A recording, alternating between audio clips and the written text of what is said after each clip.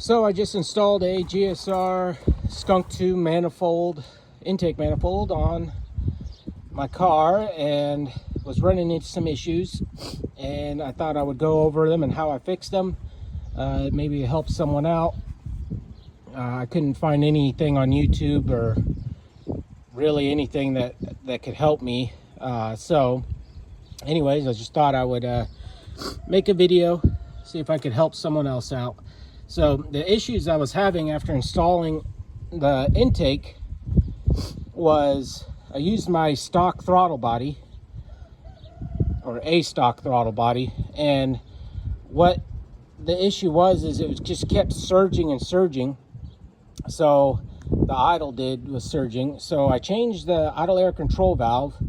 It didn't help at all, didn't make any changes. And so then I messed around with the idle screw, and it still didn't help. So I pulled the throttle body out, and I realized that the gasket was leaking internally. So here's another Skunk2 manifold, and where the issue lies is right here. So I don't know if you can see that on camera, but because this is a 70mm opening, the stock gasket won't work. It's leaking right there. It's really hard to see, but it's bypassing that, so it's leaking internally. So this passage goes to your idle air control valve that goes on the back of the intake. So what you'll have to do is get you some gasket paper. They may sell them aftermarket, I don't know, at least for the OBD2 throttle bodies they will.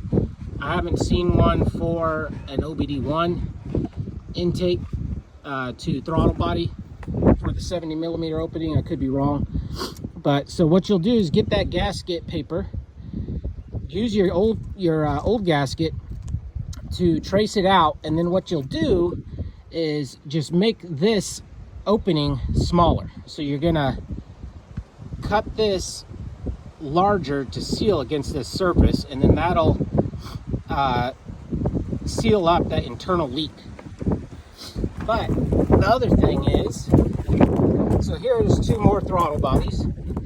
This is an OBD1 B series, and you can tell because it has this thermal bypass valve, or thermal valve, for these two vacuum ports. So again, here's a OBD2 valve body, and it doesn't have that, and then you won't have the vacuum ports on the bottom. So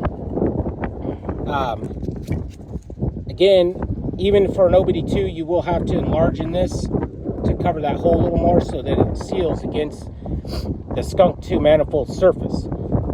So but if you have this, make sure that you're plugging these holes up as well,